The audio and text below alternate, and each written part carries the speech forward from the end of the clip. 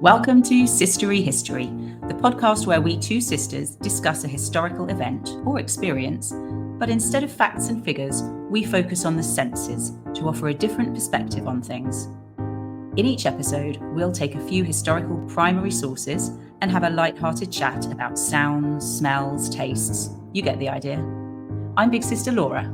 I'm Little Sister Caroline. We hope you'll find out something interesting you didn't know before, or perhaps you'll think about something in a slightly different way. But mostly, we'd love you to have fun.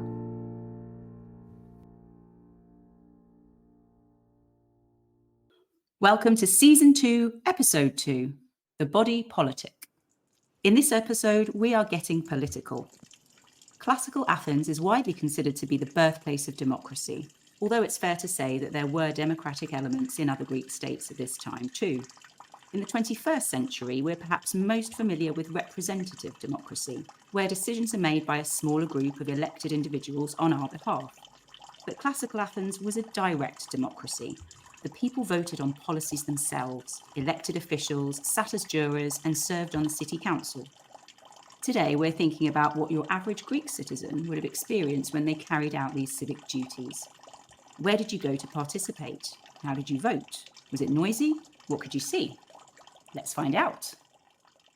That was us trying to recreate a water clock, and you can see a photo of that on our Instagram and Twitter. And all you need is a flower pot and a smaller flower pot. Experimental archaeology in action, guys.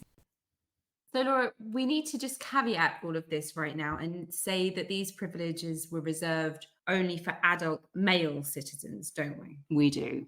So it wasn't exactly perfect equality in action. No. But it was something, I suppose.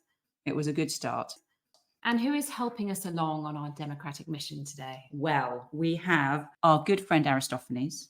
Welcome back. Athenian comic poet and playwright. Not keen on the oracle mongers, as we found out in previous episode. Or politicians. Yeah, that's true. And he was active in the 5th century BCE. We have two new entries. Thucydides, Greek historian, known as one of the first true historians, in fact, i.e. giving us a contemporary account of events that he actually lived through. And he was also kicking around in the 5th century. And we've also got Aristotle, Greek philosopher, known as the father of Western logic, which is a pretty good nickname. Also, he was pretty excellent at math, science, ethics, psychology, zoology, the list goes on, but basically a really good homework buddy. Or quiz companion. And he was around a little bit later in the 4th century BCE. And finally, I believe you have a visual source for us this week, Caroline. I do indeed, Laura. What is it? My source is a clepsydra, or water clock. It was excavated from the Athenian agora and now is in the museum there. I'm going to describe it for you first and then explain what it does. Okay. It's essentially an urn. How big? Well, I'd say kind of the size of a plant pot, a large plant pot, something like that. Plant pots can very much vary in size. Imagine you're planting a dwarf maple. That means nothing to me. The size can vary. This one is about 20 centimetres tall and 30 centimetres in diameter. Mm-hmm. It's got a handle on either side. And as you can see, Laura, it's got a very small hole under the top rim there. Mm. Then at the bottom, if you follow that down, a beautiful little spout at the bottom. And on the front of the urn, you have the word Antiochidos, which is most likely a local tribe. Mm-hmm. And 2 X's is what we would call them. Yes. Now, this urn was used to measure time in the courtroom. So what would happen is the urn would be filled with water, and it would always be the same amount of water, thanks to that little overflow hole under the rim. And then the spout would be opened and the water would rush out into another urn, which is placed underneath. We have lots of literary sources supporting this: Aristotle, Aristophanes, Lysias. And what happened was a speaker in the courtroom, the lawyer, I guess we would call him, was allotted a certain amount of time that he was allowed to plead his case. And time was measured by these urns. The sense that I want to consider here is sound, because you could quite literally hear time happening. Ooh. And I know we kind of get that today. You can hear the ticking of a clock, for example. But here you can actually hear time running out, Trickling away. trickling away. People still say, I'm running out of time. Mm. And that's water running out. Oh, really? I think so. I don't see why it wouldn't mean that. Now people might more often say time's ticking away, but I don't think I would. I would say time's running out. I would be more inclined to say time's running out. And I love this because both the speaker and the jurors or the officials who are listening can literally hear the time running out. I like that. So when you hear the ticking of a clock now, you don't necessarily know where in the hour that you are. But with a water clock like this, the sound differences that it makes when the water is either full or coming to the end is very different. It would start off coming out of the spout quite forcefully, which would make a louder noise, a higher pitch probably, and the speed, so you could hear the speed at which the water was coming out. By the time the water gets lower in the urn, it would be trickling, slower and probably quieter. And it's trickling into another urn, isn't it? So it's when it gets to the end, the water pressure is less. The sound that it makes when the water first starts running into the urn below, it might go at first. And then, when a glass fills up, the pitch changes. Yes. When you fill it under a tap. Yeah. I imagine if it got to the top and it's like I said, you can't normally know where in time you are, but you could with this water clock. Because the nature of the sound would change the nature of the water. That's correct. I'm imagining the countdown clock right now. I literally have that written down. I said it reminds me of Countdown. Yes. It changes. And it when changes. It's getting towards the end. Exactly. And I wonder if you're a lawyer and you're thinking, God, my time's about to run out. You might start talking quicker. You might get a bit more stressed. You might, I've got to get to the end of my speech because I can hear that my time's running out. Yeah. Would there be someone monitoring the urns? Yes. Okay, yes. Good. Very important. Because the lawyer could then just start speaking louder to drown out the water had stopped. Well, that's an interesting thing as well, isn't it? So silence when the water stops. I guess everyone would be listening to see, is there any more left? Suddenly there would be silence in the room to check that the clock had emptied, as it were. Now, what it reminded me of a bit was some people think of the sound of water as quite relaxing, maybe even bathroom inducing. Yes. Water features, they're a common element of ornamental gardens or relaxing landscapes. Water does tend to go hand in hand with relaxing. But I guess if you're a lawyer or even a juror in this situation, it might be quite stressful for you. I mentioned here that this has 2 X's on it. Yes. A unit of measurement for this is called a kous, the letter X in our language. And a kous is just over 3 litres. So this particular urn with 2 X's on it holds about 6.5 litres of water. Yeah. Do you want to guess how long 6.5 litres of water takes to dispense? I do. I am going to say 1 hour. Oh, absolutely not. No. Am I too low or too high? Really high. Oh, okay. So experiments have shown that 1 kous is about 3 minutes. What? So this particular water clock would last for about 6 minutes. Really? Depending on the case being argued, you get different. You don't just get one go of the water clock. Okay. You're not going to be making a very effective case in 3 minutes.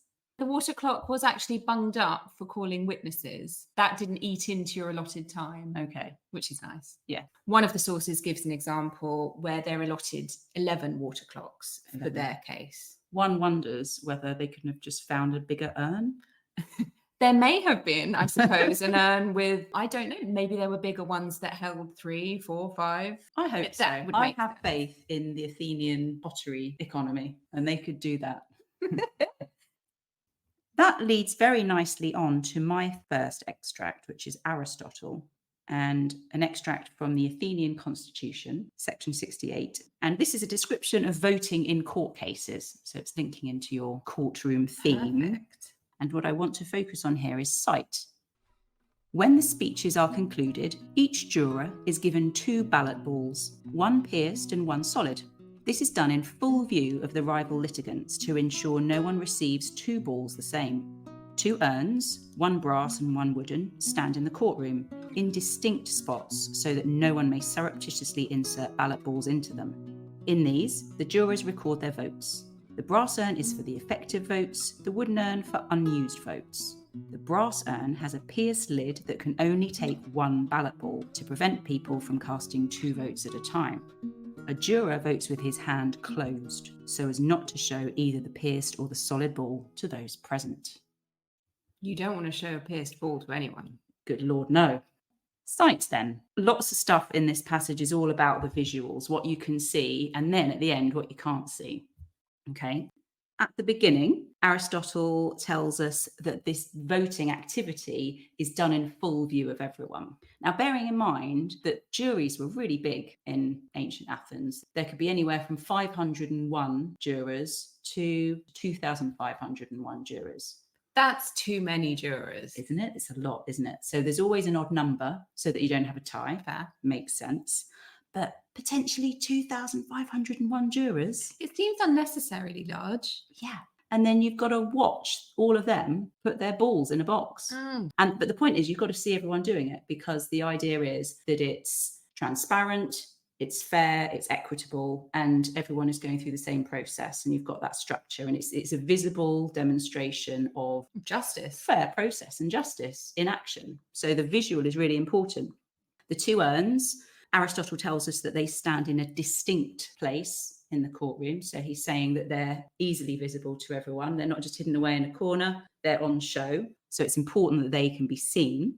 And then at the end, we have the invisible part of it. We have the jurors with the closed hands. You don't want people to be seeing what you're voting for and which ball you're putting in which urn, so people don't come and duff you up afterwards for voting against them. Exactly, in a dark alley or something. Right. Could you have more than one ball? No. It's just one in each hand. One in each hand, yeah. And you can't have 2 balls the same. The visual aspect is really important. Athenian democracy needed people to be present. It was an essential part of the process. So people went to the assembly in huge numbers. They went to the law courts. The juries were there in huge numbers. It was about being present and participating in society. That was really important. And if you weren't participating in that democracy and in the processes, then you were viewed with a little bit of suspicion that you weren't doing your civic duties. The Athenians are very proud of this thing that they'd created, this democracy. So if you weren't participating, then absolutely, you weren't playing the game. Also, question. If you've got 2,501 jurors, yes, how big is your urn? Goodness, good question. Is it a double X urn? It's going to need to at least take a mature maple tree. Oh, right. Okay. I've got no idea how big maple trees are, I have to admit. Should we move on to Aristophanes? Well, it's actually really apt that we're talking about Aristophanes next, because I am also talking about voting. This is an extract from Aristophanes' play Wasps. Wasps is about a man who is addicted to voting in the law courts. Yes, I read this one. It's a goodie. He's addicted to being on a jury, partly because he gets paid, but also because he loves being mean to people, it would seem. He loves doling out justice. He loves being seen to dole out justice as well. He gets a bit of a thrill from it, doesn't he? He gets an absolute thrill. And some of the imagery is quite sexual. So he really does get a thrill from it, if you know what I mean. The chorus in this play, the chorus is a group of people, we've discussed this before. They are literally wasps. So they're dressed as wasps. They're dressed as, oh, sorry, yeah, no, they're not literally wasps. Talking wasps. They're dressed as wasps. So they are also belligerent older men who have stings in their tails, doling out justice. To serve in a jury, you had to be over 30. So we did say at the top that it was for male citizens only. Yeah. This is for male citizens of a certain age. The main character, as we said, is addicted to serving on the law courts. This is Aristophanes' Wasps, 93 to 109. He's so used to clutching his voting pebble that he wakes up with his thumb and 2 fingers glued together, as though he'd been sprinkling incense for a new moon sacrifice. Oh, he did have it badly. As soon as supper was over, he'd shout for his shoes, and off he'd go to the court, and sleep through the small hours at the head of the queue, clinging to the doorpost like a limpet. And mean, he's so mean that he scratches the long line on his tablet every time they get a conviction. Full damages. Honestly, he comes home with enough wax under his fingernails to furnish a beehive. He's so afraid of running out of voting pebbles that he keeps a whole beach of them inside the house here. That's how mad he is. And the more you warn him, the more he goes to court. He loves it. The sense? Oh, yes. Do you want to guess? Touch? Correct. Voting pebbles to start with. Yeah. I'm sure you couldn't really keep them in your house. I feel like maybe the system changed as it progressed, as it developed. Voting started with pebbles. But if you can bring your own voting pebbles, then you've got to have a steward at the front checking that everyone's only got one of each. Laura's just found her dream job, everyone. Voting pebbles, I guess small enough to fit in the palm because you want to hide what you're doing. Yeah, as we said in the last extract. Probably quite smooth from wear, quite a satisfying weight to them. This particular man has his hand fused into a pinch. He's physically frozen as a voter. He's so into justice that his body is now reflecting it with his hand. He's got a claw hand. Got a claw hand. There's a lovely image of him sleeping at the door at the head of the queue, clinging like a limpet. I'm imagining the Harrods sale, you know, when people camp outside, or to get the tickets at Wimbledon. Very similar. And then the other element was the wax.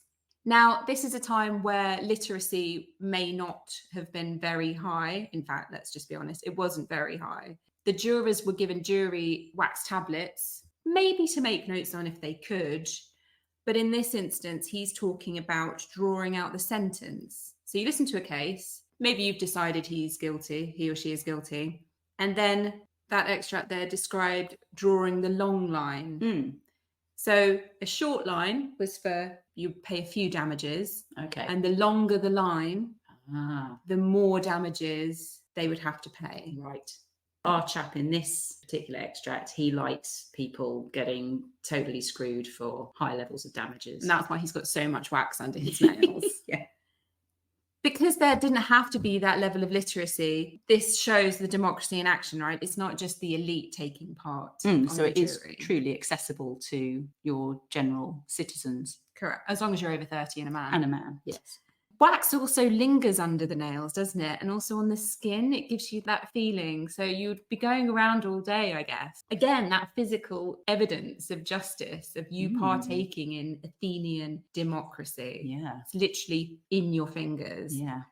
I also like the physical, hands-on nature of justice. Getting up, going to the urn, everyone's looking at you, putting the pebbles in. Very physical. And Procleon here, who is our protagonist, his fingers are literally fused in the extreme version of this. You're loving that part. So a lot of touch going on. Yeah. In the assembly, they voted by show of hands. So it wasn't just pebbles and urns that were involved in the voting, but can you imagine having to count everyone's hands? Do you just do a kind of a rough, it looks like there's someone actually counting? I really hope that there's no one actually counting. I feel like it's just a general, okay, that looks about right. Yeah, because there could be, if we're talking about the assembly, potentially up to around 6,000 people attending that and being able to vote. Yes, we haven't talked about the assembly, which is odd because we've both gone with law courts rather than the assembly. Do you want to tell us a bit about it? So the assembly in Athens, any eligible male could attend. The council would provide the points of business, and then the assembly would debate and discuss and vote where voting was needed. And it could be voting on a policy or an election or a law. At any one time, there were maybe about 50,000 people who are eligible to get involved in that sort of thing. And anyone can turn up and propose a law or speak, can't they? They can, which sounds very equitable. But not everyone is great at public speaking. Not everyone has a loud voice. Not everyone is very eloquent.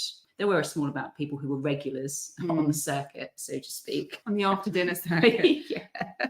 Physically, though, you could only, although 50,000 people were technically eligible, there was only about maybe 5 to 6 or 7,000 that you could physically get into the space. Now, the space you're talking about is the Pnyx, isn't it? The Pnyx, yes. So it's on a hill in Athens. The Greek word pyknos means dense or tightly packed. Wow. I know. They didn't want to make it a comfortable experience. No, they then. didn't. And they were quite happy to advertise the fact that it would be slightly uncomfortable. A lot of the sources talk about the red rope that would happen Hmm. at a certain time of day when the assembly was due to start on the top of the Pnyx. The Scythian slaves, the city slaves, would block off the main exits and entrances to the agora, to the marketplace. Right. But leave one open, which is the one that leads to the Pnyx. And then they would get a piece of rope, either dipped in red paint or red powder, and herd people towards. What? So even if they didn't want to go? Exactly. So if you're marked with the red, then it's bad because You were dawdling. You were dawdling and you didn't want to partake in democracy. So there's lots of imagery in Aristophanes of people dodging the red rope, that kind of thing. Okay, yeah. I mean, I think I get the vibe, though, from a lot of the sources that it was a popular thing to do. People wanted to go to the assembly because you got paid, as you mentioned earlier. Yes, pay came in later. That's true. It wasn't immediately there, was it? Yeah. Yeah, so it's on the top of a hill. You can see why, and it's dense. You can see why people were reluctant to go in the start. Imagine in the summer, the heat of July and August in Athens. It does start at dawn, though. True, but still, you're not want to traipse up a hill, aren't you? And then kind of just stand there for ages, listening to people waffle on in the blazing heat. Doesn't sound very relaxing. Not for me. No. I mean, you're not an early riser, let's face it. I was literally about to say that. You won't see me out, definitely not before the cock crows. No. Also, imagine you've got 5,000 or 6,000 people on a hill, probably a bit of chatting going on. Let's face it. Yeah, the sounds of nature all around you. It's going to be pretty difficult to be heard, isn't it, when you're speaking? There was a speaker's platform, but yes, I guess you're right. I think I'm going to need more than a platform to get the message across to 6,000 people. I think you also got a hat. A hat? A wreath. A speaker's wreath. Well, I'd love that, but I'm not sure it's going to have any microphone capabilities. Shall we call the final witness? Let's. Thucydides, I believe.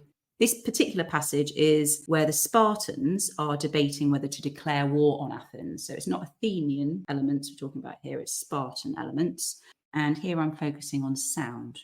The extract is from Thucydides, The History of the Peloponnesian War, sections 1.86 and 87. Vote, Spartans, for war, as our honour demands, and neither allow the further aggrandizement of Athens, nor betray our allies, and let us advance against the aggressors. With these words, the magistrate put the question to the Spartan assembly. He wanted them to declare their opinion openly and increase their desire for war. So after they made their acclamations, he said that he could not determine which had been the loudest. Their mode of decision-making is by acclamation, not by casting lots. Then, he said, all Spartans who believe Athens is guilty of breaking the treaty, leave your seats and go there. He pointed out a certain place. All who are of the opposite opinion, go there. They stood up and divided, and those who held that the treaty had been broken were in a decided majority. So we're thinking about sound. We are, and I'll tell you for why. Acclamation voting. Shouting. Shouting. Shouting voting. Yes. So the Spartans loved to vote by shouting. Of course they did. A lot less refined, some may say, than the elegant little pebbles. It's ever so Spartan. So really, it's coming down to who can shout the loudest, making yourself heard, which I suppose is also an element of the Athenian assembly, because that's about being able to speak well. But this is going to be difficult to call if there's close competition. So they would use acclamation voting for making decisions in the assembly, but also for voting on officials, so elections. So if you got all your mates to come along when you were being elected to something and shout the loudest. Exactly. That doesn't seem overly fair. No, definitely doesn't, does it? So the elections that I'm talking about, what would happen would be that in one room, the candidates taking part in the election would parade up and down, and people in that room would basically shout for the one that they liked the most, right? And then there would be another room where the judges would be, and they would listen and compare the shouts from that separate room. They're not in the same room? No, they're not allowed to see who the people are who are being shouted for. Oh. So they can't see, because they're meant to be, I suppose it's impartiality, isn't it? Okay. Right? I feel like it's ripe for corruption. Yes. There's some elements that you think, okay, that sounds quite fair. But yes, it is ripe for corruption and difficult to assess. I think. Mm. You know, people have different levels of hearing. Without a decibel monitor, how are you ever really going to know?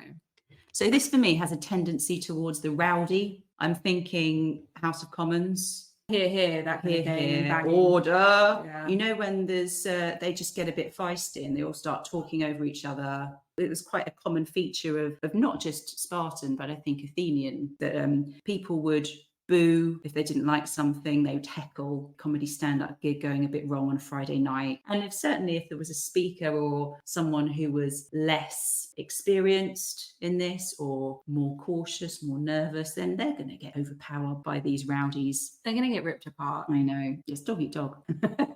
It's pretty brutal. So you really want to be careful who your lawyer is, who your supporters are. You've got to pick the right team. Who do you want on your team? Oh, good question. Because if I were picking a quiz team candidate... Oh, a quiz team candidate. Mm-hmm. I will go with Mr. Aristotle, please. Yes, wise. So zoology, ethics, maths, science, basically everything. All of the things that I can't cover. Top nerd. Well, would you like a quiz? I think I'm prepared. Me and Azza. Mm-hmm. Okay. One thing we haven't talked about today, which is quite interesting and does feature in Athenian democracy, is ostracism. Every year, Athenians held a vote to decide if they wanted to carry out an ostracism, which was a banishment. Once a year? Just once a year. So who do we want to get rid of? Yeah, do we want to get rid of someone? And if First so, question. And then second question, if so, who? It's a weird question. Right? But the reason for it was, and it was usually reserved for prominent citizens who were being disruptive. They were being destabilizing to the system, to democracy. It was like a check and balance. So all present in the assembly could vote if there was to be an ostracism, and then who they wanted to get rid of. They would inscribe a name on a piece of pottery called an ostraca. Whichever name had the highest amount of votes, they would get chucked out. He's shipped out. He's shipped out for usually 10 years. Sometimes they got recalled. Depends. Maybe you got time off. About 10 years. Don't worry about it. You can come back in 10 years, mate. So I have for you here 5 reasons for ostracisms. Okay. Some are true, some are false. Number 1. This person was ostracised for generally being too luxury-loving and ostentatious. Number 2, for profanity against the mysteries of Eleusis. Number 3, this person was ostracised because 2 other candidates who were likely to be possible ostracised peoples joined forces, sorted their stuff out, and got that person kicked out instead. Number 4, this person failed to prevent a key city from enemy invasion when they were in a military role. And number 5, there was a fear that this person wanted to control the Delphic oracle, which, as we know, is an important religious site. So these are 5 genuine things that happened. Some of them are related to ostracism. Okay, I think controlling the oracle, failing to protect a city, being too luxury-loving. Okay, so you got 2 Not bad. which is good. Luxury-loving one, correct. A guy called Megacles. Megacles was luxury-loving. Yeah. Of course he was. And you also were correct with number 4, so failing to prevent a key city from enemy invasion. The Delphic oracle one was wrong. That was a ruler of Thessaly, but he was assassinated, not ostracised. So I'm not giving you a point for that. The profanity against the mysteries, that's Alcibiades. He wasn't ostracised, he was condemned to death. And then the one that you didn't spot was when 2 other candidates joined forces to get the other one kicked out. So what is my score? 4. 4 out of 5? Yeah. Thank you, Aristotle. Otherwise known as 80%. Of course. Well, Aristotle would know that.